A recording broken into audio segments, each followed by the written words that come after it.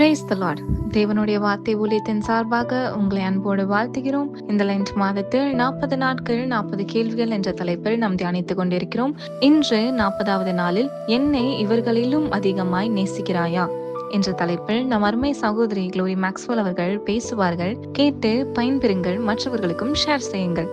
Praise the Lord. கிறிஸ்தவுக்குள் மிகவும் பிரியமான அன்பு சகோதர சகோதரிகளே, உலக இரட்சகராம் நமது அருமை ஆண்டவர் இயேசு கிறிஸ்துவின் நாமத்தில் உங்களுக்கு அன்பின் வாழ்த்துக்களை தெரிவித்துக் கொள்கின்றேன். லென்த் நாட்கள் 40ஆம் நாள் தியானமாக 40 days லைஃப் டிரான்ஸ்ஃபார்மிங் 40 questions, 40 நாட்கள் உங்கள் வாழ்வை மறுரூபமாக்கும் 40 கேள்விகள் என்ற தலைப்பில் 40ஆம் கேள்வியாக நாம் இன்றைக்கு தியானிக்க போகும் கேள்வி யோவான் 21:15. என்னை இவர்களிலும் அதிகமாய் நேசிக்கின்றாயா? இந்த கேள்விக்கு போவதற்கு முன்பதாக மனம் விட்டு உங்களோடு சில காரியங்களை பேச விரும்புகின்றேன். வேதத்தில் அநேக கேள்விகள் உண்டு. இந்த வருட லென்ட் கால 40 நாட்களில் தேவ வழிநடத்துதலின்படி வேதத்திலிருந்து சில கேள்விகளை தேர்ந்தெடுத்து அவைகளை நம்முடைய வாழ்க்கையோடு தொடர்பு படுத்தி தேவன் நம்மிடத்தில் எதிர்பார்க்கின்ற காரியங்கள் என்ன, நாம் நம்மை எப்படி மாற்றிக்கொள்ள வேண்டும், தேவன் மனிதர்களிடம் கேட்ட சில கேள்விகள் நம்மை சுய பரிசோதனை செய்யவும் மாற்றிக்கொள்ளவும் உதவுகிறதாக இருக்கின்றது. எத்தனை பேர் கேட்டார்கள் என்பதில்லை, கேட்ட உங்களுக்கு இந்த செய்திகள் பிரயோஜனமாய் இருந்ததா? கர்த்தர் ஏதாவது விதத்தில் உங்களோடு பேசினாரா? பல நாட்களாக இந்த கேள்விகள் என் மனதில் இருந்தது. இப்போது எனக்கு ஒரு தெளிவு கிடைத்தது. இந்த 40 நாட்கள் கேள்விகள் மூலம் தேவன் என்னோடு இடைப்பட்டார் என்று சொல்வீர்களானால் தேவனுடைய நாமத்திற்கு மாத்திரம் மகிமை உண்டாகட்டும். ஒவ்வொரு வருடமும் லென்த் காலத்தில் 40 நாட்கள் தேவனுடைய வார்த்தையிலிருந்து தேவன் வெளிப்படுத்துகின்ற விதமாக சத்தியங்களை நாம் தியானித்து வருகின்றோம். இந்த 40 நாட்கள் முடிந்து விட்டது. இனி அடுத்த வருடம்தானே என்று கேட்ட சத்தியங்களை மறந்து விட்டுவிடாதபடி நாம் கேட்டு கற்றுக்கொண்டவைகளை கை கொண்டு வாழும் போதுதான் அதற்கான ஆசீர்வாதங்களை நாம் பெற முடியும். வேதம் நமக்கு தெளிவாக சொல்லுகிறது என்னவென்றால், வெளிப்படுத்தின விசேஷம் 1:3 இந்த தீர்க்கதரிசன வசனங்களை வாசிக்கிறவனும் கேட்கிறவர்களும் இதில் எழுதியிருக்கிறவைகளை கை கொள்ளுகிறவர்களும் பாக்கியவான்கள், காலம் சமீபமாயிருக்கிறது. ஆம் பிரியமானவர்களே, நாம் கடைசி காலங்களுக்குள் வந்துவிட்டோம். இனி காலம் செல்லாது. எனவே நாம் தேவனிடத்தில் இருந்து எதை கற்றுக்கொள்கிறோமோ அதில் நாம் நிலைத்து நிற்க வேண்டியது மிகவும் அவசியமாயிருக்கிறது. கடைசி நாட்களில் கள்ள தீர்க்கதரிசிகளும் வேதத்தை புரட்டுகிறவர்களும் எழும்பி நம்மை வஞ்சிக்கும் விதத்தில் அற்புதங்களை செய்வார்கள். எனவேதான் பவுல் தீமோத்தேயுவுக்கு எழுதின நிருபத்தில் 2 தீமோத்தேயு 3:14 நீ கற்று நிச்சயித்து கொண்டவைகளில் நிலைத்திரு என்று ஆலோசனை சொல்லுகின்றார். 1 யோவான் 2:6 சொல்லுகிறது, அவருக்குள் நிலைத்திருக்கிறேன் என்று சொல்லுகிறவன் அவர் நடந்தபடியே தானும் நடக்க வேண்டும். ஆம், தேவனுடைய பிள்ளைகள் என்று சொல்லுகின்ற நாம் மனுஷகுமாரனாக அவர் இந்த பூமியில் வந்து எப்படி நடந்தாரோ வாழ்ந்தாரோ அப்படியே நடக்கும்படிதான் நாம் அழைக்கப்பட்டிருக்கின்றோம். எனவே அவர் அடிச்சுவடுகளில் நடந்து அவர் நமக்கு வைத்திருக்கின்ற பலனாகிய பரலோக ராஜ்யத்தை பெற்றுக்கொள்ள ஆயத்தப்படுவோம். நாம் தியானித்த வேதாகம கேள்விகள் நம்முடைய விசுவாசத்தை ஆழப்படுத்தவும் தேவனுடனான உறவை வலுப்படுத்தவும் உதவுகின்றது. வேதமும் கேள்விகள் கேட்பதை ஊக்கப்படுத்துகிறது. காரணம், அது நம்முடைய விசுவாசத்தை வெறும் சடங்காக இல்லாமல் தனிப்பட்ட உண்மையான ஒன்றாக மாற்றுகிறது. ஆவிக்குரிய கேள்விகள் நம்முடைய வாழ்க்கையை எவ்விதம் உருவாக்குகின்றன என்பதற்கான முக்கிய அம்சங்களை சுருக்கமாக பார்ப்போம். 1, தேவனுடைய ஞானத்தை பெறுதல், கெய்னிங் காட்ஸ் விஸ்டம். நமக்கு தெரியாத விஷயங்களை குறித்து கேட்கும் போது தேவன் நமக்கு தம்முடைய ஞானத்தை அருளுகிறார். யாக்கோபு 1:5 சொல்கிறது, உங்களில் ஒருவன் ஞானத்தில் குறைவுள்ளவனாயிருந்தால் யாவருக்கும் சம்பூரணமாய் கொடுக்கிறவரும் ஒருவரையும் கடிந்து கொள்ளாதவருமாயிருக்கிற தேவனிடத்தில் கேட்க கடவன், அப்பொழுது அவனுக்கு கொடுக்கப்படும். 2, தேடுதலும் கண்டடைதலும், சீக்கிங் அண்ட் ஃபைண்டிங். இயேசு கிறிஸ்து நம்மை தேடவும் கேட்கவும் ஊக்குவிக்கின்றார். நம் கேள்விகளை கேட்கும் போது அதற்கான பதில்களையும் ஆசீர்வாதங்களையும் தேவன் வெளிப்படுத்துகின்றார். மத்தேயு 7:7 சொல்கிறது, கேளுங்கள் அப்பொழுது உங்களுக்கு கொடுக்கப்படும், தேடுங்கள் அப்பொழுது கண்டடைவீர்கள்.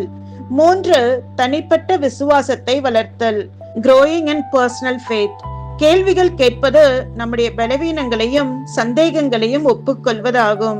இது தேவனை சார்ந்திருப்பதை அதிகரிக்கிறது. Dependence on God. யோபு, எரேமியா, ஆபகுக் போன்ற தீர்க்கதரிசிகள் கடினமான காலங்களில் தேவனிடம் கேள்விகளை முன்வைத்த போது அவர்கள் விசுவாசத்தில் இன்னும் பலப்பட்டனர். கேள்விகள் மூலமாக விசுவாசம் முதிர்ச்சி அடைகின்றது. நாம் மெச்சூரிட்டி அடைகின்றோம். 4, மனதை மறுரூபமாக்குதல். Transforming the mind. ஆவிக்குரிய கேள்விகள் உலக பிரகாரமான சிந்தனைகளை மாற்றி தேவனுடைய விருப்பத்தை அறிய நம்முடைய மனதை புதுப்பிக்கின்றது. ரோமர் 12:2 சொல்கிறது, நீங்கள் இந்த பிரபஞ்சத்திற்கு வேஷம் தெரியாமல் தேவனுடைய நன்மையும் பிரியமும் பரிபூரணமுமான சித்தம் என்னதென்று பகுத்தறியத்தக்கதாக உங்கள் மனம் புதிதாகிறதினாலே மறுரூபமாகுங்கள். 5, சத்தியத்தை அறிதல். Understanding the truth. தேவனுடைய வார்த்தையை குறித்து கேள்விகள் கேட்டு தெளிவடைவதன் மூலம் நாம் சத்தியத்தில் வளரவும் நிலைத்திருக்கவும் முடியும். யோவான் 8:32 சொல்கிறது, சத்தியத்தையும் அறிவீர்கள், சத்தியம் உங்களை விடுதலையாக்கும். ஆவிக்குரிய கேள்விகளை கேட்பதன் மூலம் நாம் தேவனை நோக்கி திரும்புகிறதும் அவரை இன்னும் அதிக நெருக்கமாக அறிந்து கொள்வதுமே நம் வாழ்வின் உண்மையான வளர்ச்சியாகும். சரி, இந்த லென்த் நாட்களில் 40 கேள்விகளிலிருந்து நாம் கற்றுக்கொண்ட காரியங்களை ஒரு ஷார்ட் ரீகேப்பாக பார்க்கலாம். டே 1, ஆதாமே நீ எங்கே இருக்கிறாய்? இந்த கேள்வி இன்று நமக்கானது. தேவனோடு உள்ள உறவில் நாம் இப்போது என்ன நிலையில் இருக்கிறோம்? அவரிடமிருந்து விலகி ஓடுகிறோமா அல்லது அவரோடு நெருங்கி நடக்கின்றோமா என்று பார்த்தோம். டே 2, கர்த்தர் காயினை நோக்கி உன் சகோதரனாகிய ஆபேல் எங்கே என்றார். நம்மை சுற்றியுள்ளவர்களின் நலனில் நமக்கு அக்கறை இருக்க வேண்டும் என்பதையும் பிறருக்காக பரிந்து பேசும் பொறுப்பு நமக்கு உண்டு என்று பார்த்தோம். டே 3, தேவன் காயினிடம் உனக்கு ஏன் எரிச்சல் உண்டாயிற்று, உன் முகநாடி ஏன் வேறுபட்டது என்றார். மனதில் எழும் கசப்பு மற்றும் பொறாமையை ஆரம்பத்திலேயே கலைந்து நம் இருதயத்தின் எண்ணங்களை சுத்தமாக வைத்துக் கொள்ள வேண்டும் என்று பார்த்தோம். டே 4, நீ நன்மை செய்தால் மேன்மை இல்லையோ? சூழ்நிலைகள் எப்படி இருந்தாலும் சோர்ந்து போகாமல் தொடர்ந்து நன்மையை செய்வதே ஆவிக்குரிய வாழ்வில் நமக்கு உயர்வை தரும் என்று பார்த்தோம். டே 5, கர்த்தராகிய ஆண்டவரே, அடியேனுக்கு என்ன தருவீர்? நம்மிடம் உள்ள குறைவுகளையும் தேவைகளையும் தயக்கமின்றி தேவனிடத்தில் சொல்லி அவரிடமிருந்து பதிலை பெற்றுக்கொள்ளும் உரிமை நமக்கு இருக்கிறது என்று பார்த்தோம். டே 6, 100 வயதானவனுக்கு பிள்ளை பிறக்குமோ? 90 வயதான சாரால் பிள்ளை பெறுவாளோ? தேவனுடைய வாக்கு தத்தங்கள் நிறைவேற முடியாதபடி சூழ்நிலைகள் எவ்வளவு மோசமாக இருந்து சந்தேகங்கள் வந்தாலும் தேவன் சொன்னதை செய்து முடிக்க வல்லவர் என்று பார்த்தோம். டே 7, நான் செய்ய போகிறதை ஆபிரகாமுக்கு மறைப்பேனோ? நாம் தேவனோடு நெருக்கமாக ஐக்கியத்தில் வாழும் போது அவர் தம்முடைய மறைவான காரியங்களையும் திட்டங்களையும் நமக்கு வெளிப்படுத்துவார் என்று பார்த்தோம். டே 8, சாராயின் அடிமை பெண்ணாகிய ஆகாரே, எங்கே இருந்து வருகிறாய், எங்கே போகிறாய்? கடினமான சூழ்நிலைகளில் அந்த இடத்தை விட்டு ஓடாமல் தேவனுடைய சித்தத்தின்படி அடங்கி இருப்பவர்களுக்கு தேவன் துணை செய்து அவர்களை ஆசீர்வதிப்பார் என்று பார்த்தோம். டே 9, நீர் எனக்கு ஒரு ஆசீர்வாதத்தை ஆகிலும் வைத்து வைக்கவில்லையா? தேவனுடைய ஆசீர்வாதத்தை பெறவும் அதை தக்க வைக்கவும் அவருடைய பிள்ளை என்ற அடையாளத்தை நாம் ஒருபோதும் இழந்துவிடக் கூடாது என்று பார்த்தோம். டே 10, அவர் உன் பேர் என்ன என்று கேட்டார். பேர் என்பது ஒருவருடைய குணத்தை பிரதிபலிக்கின்ற ஒன்று. தேவன் விரும்பாத குணம் ஒருவரிடம் இருக்கும் போது தேவன் அவர்களை ஆசீர்வதிக்க முடியாது என்பதற்காக தீய குணத்தை மாற்றும்படியாக புது பெயரையும் அடையாளத்தையும் கொடுத்து அவர்களை ஆசீர்வதிப்பார் என்று பார்த்தோம். டே 11, கர்த்தர் அவனை நோக்கி உன் கையில் இருக்கிறது என்ன என்றார். அநேக வேளைகளில் பிரச்சனைகளுக்கான தீர்வு தூரத்தில் இல்லை, தேவன் ஏற்கனவே நம் கைகளில் கொடுத்திருக்கின்ற வசனம் தாளந்துகளிலேயே உள்ளது என்று பார்த்தோம். டே 12, அப்பொழுது கர்த்தர் அவனை நோக்கி மனுஷனுக்கு வாயை உண்டாக்கினவர் யார்? கர்த்தராகிய நான் அல்லவா? தேவன் நம்மை அழைக்கும் போது நமது பலவீனங்களை சாக்காக சொல்லாமல் நம்மை படைத்தவர் நடத்துவார் என்ற நம்பிக்கையோடு அவர் கட்டளைகளுக்கு கீழ்ப்படிய வேண்டும் என்று பார்த்தோம். டே 13, அரணான பட்டணத்திற்குள் என்னை நடத்தி கொண்டு போகிறவர் யார்? இக்கட்டான நேரங்களில் ஆண்டவர் இயேசு கிறிஸ்துவே நமக்கு பாதுகாப்பான அரணாகவும் தீமைகளிலிருந்து விடுவிப்பவராகவும் இருக்கிறார் என்று பார்த்தோம். டே 14, ஏதோம் மட்டும் எனக்கு வழிகாட்டுகிறவர் யார்? ஏதோம் என்பது தேவனுடைய பிள்ளைகளுக்கு விரோதமாக செயல்படுகின்ற எதிரிகளை குறிக்கின்றது. தேவன் ஒருவரே நமக்கு விரோதமாக நிற்கின்ற எதிரிகளை முறியடித்து நமக்கு ஜெயத்தை கட்டளையிட முடியும் என்பதை குறித்து பார்த்தோம். டே 15. எலியாவே, இங்கே உனக்கு என்ன காரியம்? தேவனுக்காக பெரிய காரியங்களை செய்ய வேண்டிய நாம் அநேக வேளைகளில் மனிதர்களுடைய வார்த்தைகளால் சோர்ந்து போய் தேவனுடைய வேலையை செய்யாமல் சோர்ந்து போகின்றோம். தேவனுக்காக நாம் செய்ய வேண்டிய பயணம் இன்னும் அதிகம் உண்டு என்று பார்த்தோம். டே 16. ராஜா அவளை நோக்கி, எஸ்தர் ராஜாத்தியே, உனக்கு என்ன வேண்டும்? நீ கேட்கிற மன்றாட்டு என்ன? ஆத்தும பாரம் கொண்டு தன் ஜனங்களுக்காக பரிதபிக்கின்ற மனிதர்களுக்கு தேவன் உதவி செய்வது மட்டுமல்லாமல் அதிகாரிகளில் கண்களில் தயையும் கட்டளையிடுவார். மேலும் தங்களை அழிக்க வேண்டும் என்றிருந்த சத்ருவை அழிக்கவும் உதவி செய்வார் என்று பார்த்தோம். டே 17. ஸ்திரீயானவள் தன் கற்பத்தின் பிள்ளைக்கு இறங்காமல் தன் பாலகனை மறப்பாளோ? இந்த உலகத்திலே உயர்ந்த மற்றும் உன்னதமான அன்பு ஒரு தாயினுடைய அன்பு.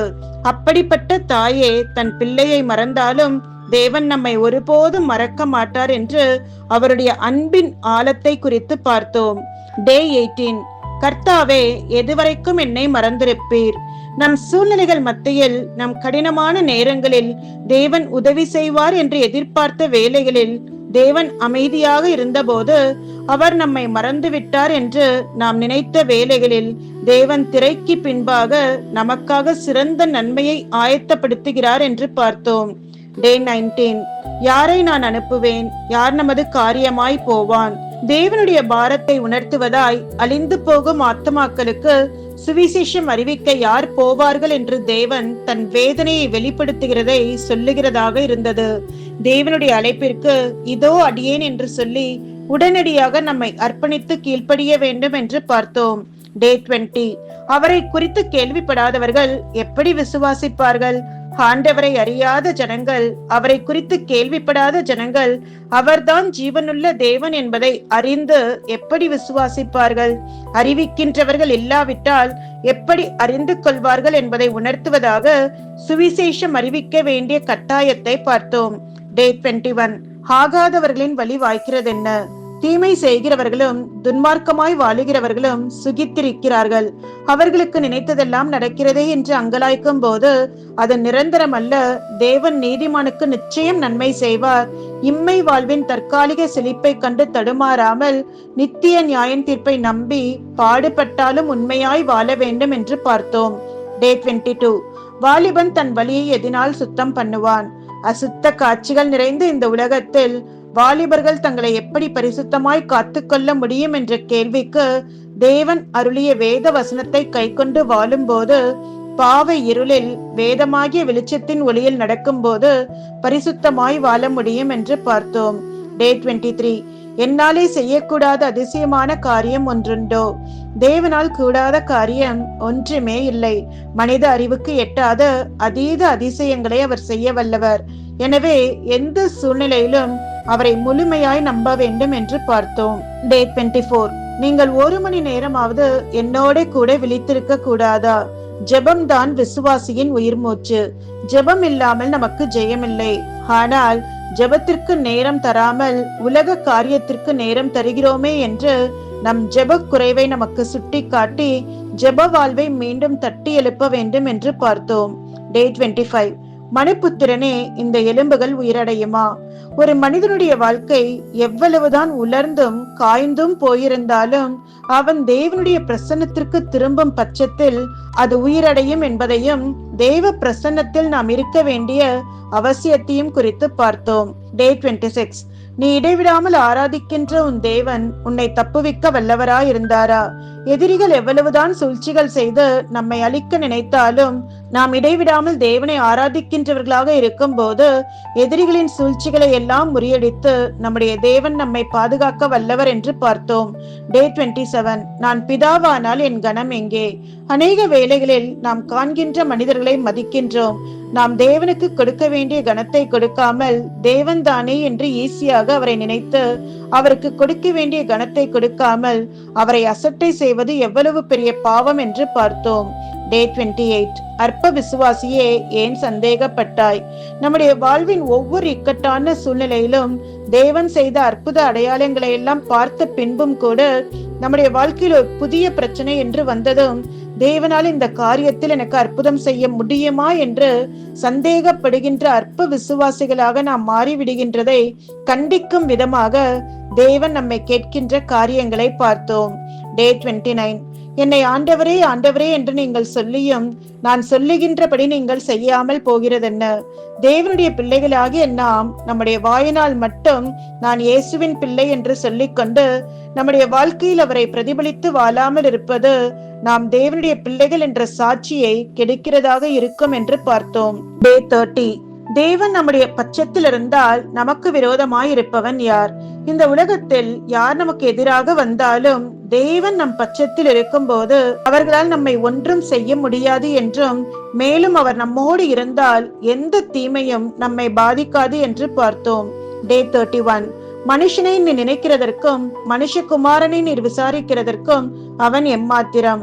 அண்ட சராசரங்களையும் உண்டாக்கின மகா பெரிய தேவன் மண்ணிலிருந்து உருவாக்கின நம்மேல் அக்கறையும் கரிசனையுமாயிருந்து நம்மை நினைக்கிறதும் விசாரிக்கிறதுமாயிருக்கிறார். அந்த தேவனுக்கு நாம் எண்ணத்தை செலுத்துகிறோம் என்று பார்த்தோம். Day 32. கவலைப்படுகிறதனால் உங்களில் எவன் தன் சரீர அளவோடு ஒரு முலத்தை கூட்டுவான்? கவலை என்பது தேவன் தரும் சமாதானத்தையும் சந்தோஷத்தையும் திருடி நம்மை நிம்மதியாக வாழவிடாது. அது தேவன் மேல் நாம் வைக்கும் விசுவாசத்திற்கு எதிராக கிரியை செய்யும் என்று பார்த்தோம். Day 33. உங்களில் தகப்பனாய் இருக்கிற ஒருவனிடத்தில் மகன் அப்பம் கேட்டால் அவனுக்கு கல்லை கொடுப்பானா? மீனை கேட்டால் மீனுக்கு பதிலாய் பாம்பை கொடுப்பானா? எந்த ஒரு தகப்பனும் தன் பிள்ளைக்கு தீமை செய்ய விரும்ப மாட்டான். உலக தகப்பனே அப்படி இருக்கும் போது நமக்காக தன் ஜீவனையே கொடுத்த பரம தகப்பன் தீமை செய்வாரா? அவர் ஒரு நாளும் நமக்கு தீங்கு செய்ய மாட்டார், பெஸ்டானதையே தருவார் என்று பார்த்தோம். Day 34. என் தேவனே ஏன் என்னை கைவிட்டீர்? துன்பத்தின் பாதையில் நடக்கும் போது தேவன் உடனே நம்மை விடுவிக்க வேண்டும் என்று நினைத்த வேளைகளில் நாம் நினைத்தபடி தேவன் காரியங்களை செய்யவில்லை என்றதும் தேவன் என்னை மறந்து விட்டார், என்னை கைவிட்டு விட்டார் என்று நாம் தவறாக நினைக்கின்றோம். ஆனால் தேவன் ஒரு நாளும் நமக்கு தற்காலிகமான விடுதலை கொடுக்க விரும்புவதில்லை. சில நேரங்களில் அவர் உடனடியாக எதையும் செய்யவில்லை என்றால் அவர் நம்மை கைவிட்டதாக அர்த்தமில்லை. அவர் நிச்சயம் நமக்கு ஒரு நிரந்தர நன்மையான காரியங்களை செய்து முடிப்பார் என்று பார்த்தோம். Day 35. இவைகள் எப்பொழுது சம்பவிக்கும்? உம்முடைய வருகைக்கும் உலகத்தின் முடிவுக்கும் அடையாளம் என்ன? உலகத்தின் முடிவு, இயேசுவின் 2ஆம் வருகை ஆகியவற்றின் அடையாளங்களை அறிந்து கடைசி காலத்திற்கு தயாராக இருக்க வேண்டியதின் அவசியத்தை நாம் பார்த்தோம். Day 36. செல்லும் செலவை கணக்கு பாராமல் இருப்பானோ? அவசரப்பட்டு ஒரு காரியத்தை தொடங்கி பாதியிலேயே அதை நிறுத்தி விடுவது என்பது மதிக்கேடான செயலாக இருக்கும் என்பதை உணர்த்தி நாம் எப்படி புத்தியாய் நடந்து கொள்ள வேண்டும் என்று பார்த்தோம். Day 37. ஆவியிலே ஆரம்பம் பண்ணின நீங்கள் இப்பொழுது மாம்சத்தினாலே முடிவு பெற போகிறீர்களோ? விசுவாசத்தினால் ஆரம்பித்ததை விசுவாசத்தினாலேயே தொடர வேண்டும். நம்முடைய சுய பலத்தினால் நாம் ஆவிக்குரிய நிலையில் முழுமையடைய முடியாது என்று பார்த்தோம். Day 38. அநீதியான உலக பொருளை பற்றி நீங்கள் உண்மையற்றவர்களாய் இருந்தால் யார் உங்களை நம்பி உங்களிடத்தில் மெய்யான பொருளை ஒப்புவிப்பார்கள்? இந்த உலகத்தில் நமக்கு கொடுக்கப்பட்ட வாழ்க்கை, வேலை, குடும்பம், கடமைகள், பொறுப்புகள் எல்லாவற்றிலும் நாம் உண்மையுள்ளவர்களாக இருக்க வேண்டும் என்று தேவன் விரும்புகின்றார். அப்படி நாம் உண்மையாய் இராவிட்டால் பரலோக ராஜ்யத்தின் வேலையை தேவன் நம்மை நம்பி எப்படி தருவார் என்று பார்த்தோம். Day 39. என் சகோதரன் எனக்கு விரோதமாய் பாவம் செய்து வந்தால் நான் எத்தனை தரம் மன்னிக்க வேண்டும்? நம்முடைய தேவன் மன்னிப்பதில் வல்லல். அவர் நம்மை மன்னிக்காதிருந்தால் இன்று நம் நிலைமை என்னவாகியிருக்கும்? சிலுவையில் தன்னை அறைந்தவர்களையே மன்னித்த தேவனுடைய பிள்ளைகளாகிய நாம் கோபத்தில் இருப்பது சரியல்ல என்று மன்னிப்பதின் அவசியத்தை குறித்து பார்த்தோம். Day 40. என்னை இவர்களிலும் அதிகமாய் நேசிக்கின்றாயா? உலக பொருட்கள், உறவுகள், நம்முடைய சொந்த ஆசை விருப்பங்களை விட தேவன் மீதான அன்பே முதன்மையானது.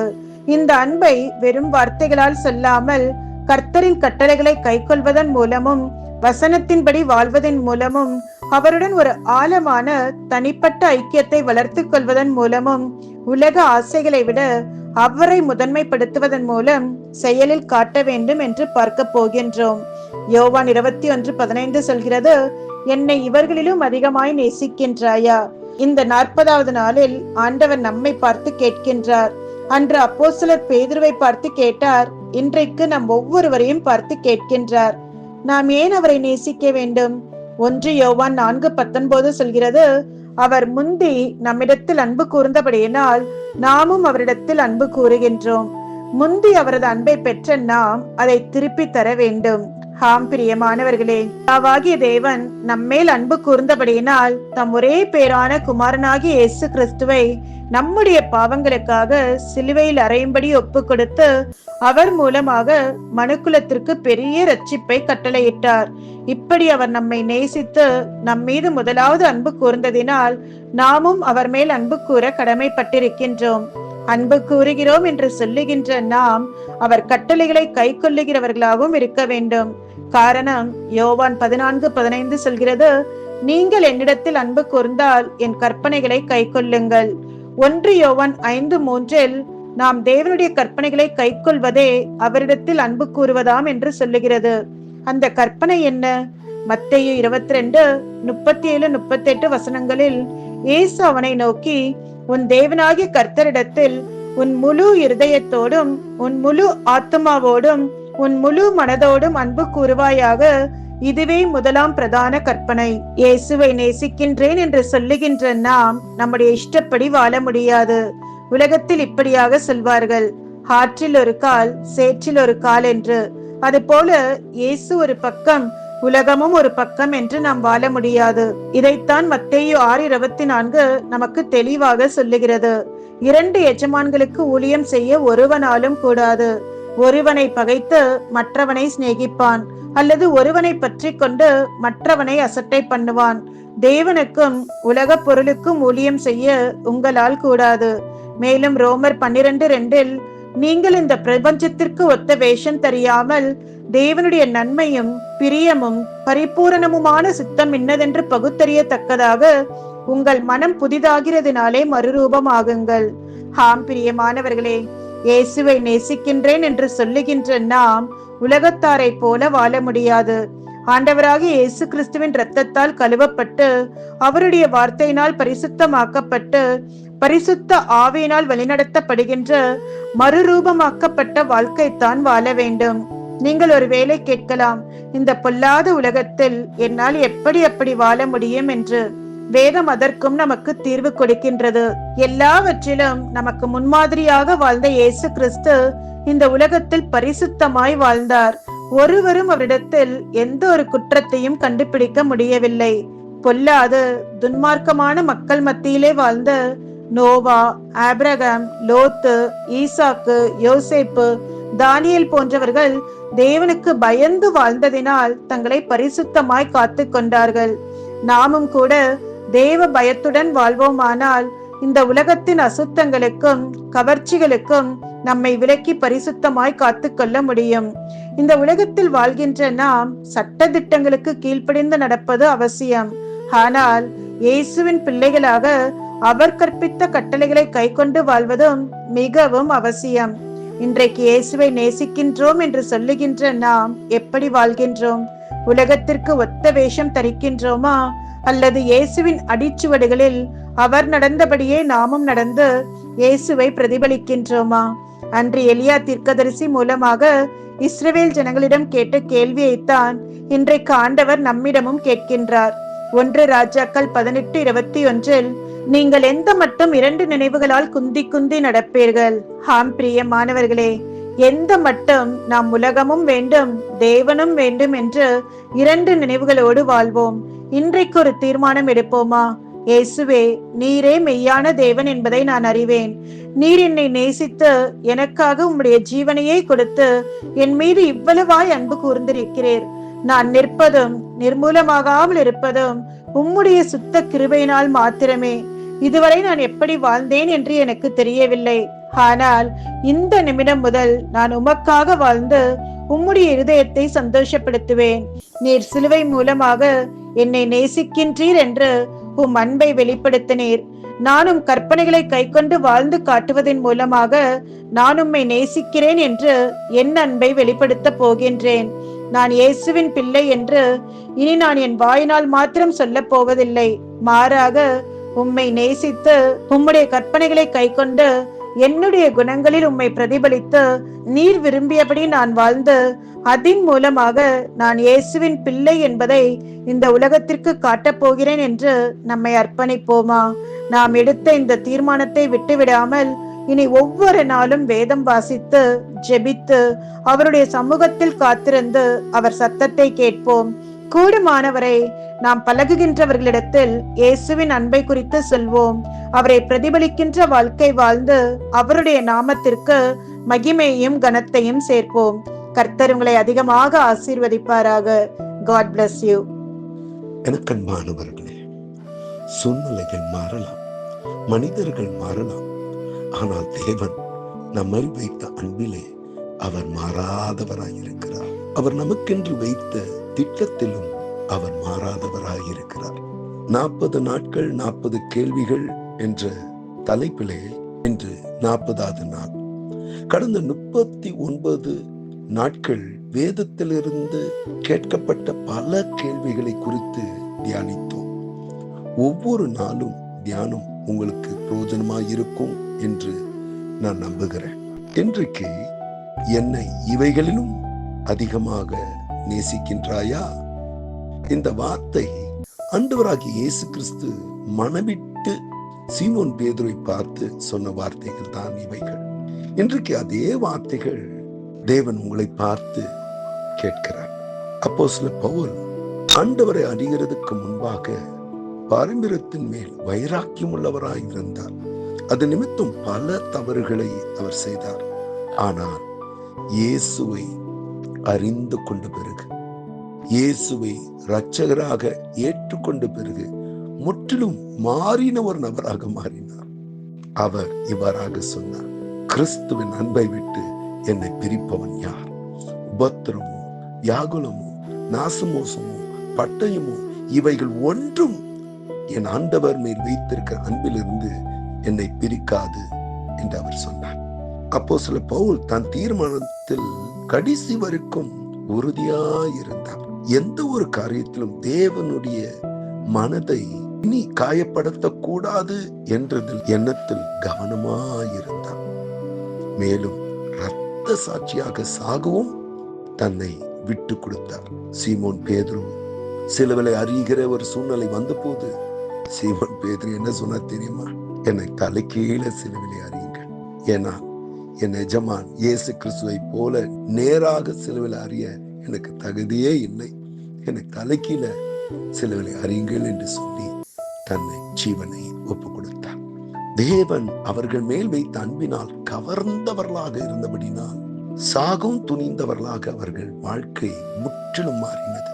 எனக்கு அன்பானவர்களே, இன்றைக்கு இப்படிப்பட்ட பரிசுத்தவான்கள் நமக்கு ஒரு சவாலாக நின்று நம்மை பார்த்து கேட்கிற கேள்வி, நான் இயேசுவுக்காக என் ஜீவனை கொடுத்தேன், நீ ஆண்டவருக்காக என்னத்தை கொடுக்க போகிறாய்? எனக்கு அன்பானவர்களே, எந்த சூழ்நிலையும் எந்த நிலையும் என் ஆண்டவராக இயேசு கிறிஸ்துவின் அன்பில் இருந்து என்னை பிரிக்கவே முடியாது. அவர்கள் உறுதியாக நின்றார்கள். இன்றைக்கு கர்த்தருடைய பிள்ளையை இன்றைக்கு யோசித்து பாருங்கள். எந்தெந்த காரியங்கள் உங்களை ஆண்டவருடைய அன்பில் இருந்து பிரித்திருக்கிறது, விட்டு விலக செய்திருக்கிறது? எனக்கு அன்பானவர்களே, இன்றைக்கு இந்த பரிசுத்தவான்கள் ஒரு சவாலாக நமக்கு முன்பாக இருக்கு. நான் என்னை பரிசுத்தமாக காத்துக்கொண்டேன், கடைசி மூச்சு வரைக்கும் ஆண்டவருடைய அன்பிலேயே நிலைத்திருந்தேன், அது நிமித்தம் ஜீவ கிரீடத்தை நான் பெற்றுக்கொண்டேன், நீங்கள் எப்படி என்று. எனக்கு அன்பானவர்களே, இன்று இந்த 40 நாட்களுடைய தியானத்தின் முடிவு நாளாக இருக்கிறது. இந்த 40 நாட்கள் கேட்ட வாக்கியங்கள் கேட்டது போல் விட்டு விடாமல் அதை கைக்குள்ளவர்களாக இருக்க நம்மை அர்ப்பணிப்போம், ஒப்பு கொடுப்போம். கர்த்தர் தாமே நம்மை அதிகமாக ஆசீர்வதிப்பார். நாம் ஜெபம் செய்யலாமா? கண்களை மூடி ஜெபம் செய்வோம். அன்பும் இரக்கமுள்ள நல்ல தகப்பனே, ஓட்டத்தை துவங்கிறது பெரிது அல்ல, ஓட்டத்தை எப்படி முடிக்கிறோம் என்றுதான் பெரிது. ஆம் சுவாமி, இந்த 40 நாட்களை பல காரியங்களை எங்களுக்கு கற்றுக் கொடுத்தீர். அந்த வார்த்தைகள் எல்லாம் கேட்டு மறந்து போகாதபடி அதை எப்பொழுதும் யோசித்து அதன்படி வாழ எங்களை அர்ப்பணிக்கிறோம்.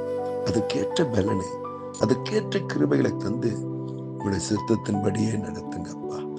எந்த நிலையிலும் உண்மை அன்பை விட்டு பிரிந்து போகாதபடி உண்மையே சார்ந்து உண்மையே நம்பி இருக்க, உமக்காக சாட்சியாக நிற்க கிருபை செய்யுங்கப்பா. நீ அப்படியாக எங்களை பலப்படுத்தி, எங்களை சீர்படுத்தி, எங்களை கரம் பிடித்து நடத்த போகிறதுக்காக நன்றி, கோடான நன்றி. இயேசு மூலம் எடுக்க நீங்க ஜீவன் நல்ல பிதாவே. ஆமென், ஆமென். எனக்கு அன்பானவனே, இந்த வார்த்தையும் உங்களுக்கு மிகுந்த ஒரு ஆசீர்வாதமாக இருக்கும் என்று நம்புகிறேன். உங்களுக்கு தெரிந்த அன்பானவர்களிடத்தில் ஷேர் பண்ணுங்க, ஃபார்வர்ட் பண்ணுங்க. அத்துடன் யூடியூப் சேனலை சப்ஸ்கிரைப் பண்ண மறந்து போக வேண்டாம். கீழே உள்ள பெல் பட்டனை கிளிக் பண்ணுங்க. மேலும் கமெண்ட் செக்ஷன்ல உங்கள் கமெண்ட்ஸை பதிவு செய்யுங்க. அது பலருக்கு ஆசீர்வாதமாக இருக்கும். மேலும் இந்த 40 நாட்கள் தியானத்தை ஒவ்வொரு நாளும் விடாமல் தியானித்த, கேட்ட, ஷேர் பண்ணின ஒவ்வொருத்தரையும் கர்த்தர் அதிகமாக ஆசீர்வதிப்பார், மேன்மைப்படுத்துவார். கேட்டதை மறந்து விடாதீர்கள். அதை கைக்கொள்ள ஒப்பு கொடுப்போம். கர்த்தர் உங்களை உயர்த்துவார், மேன்மைப்படுத்துவார், ஆசீர்வதிப்பார். ஆமென், ஆமென்.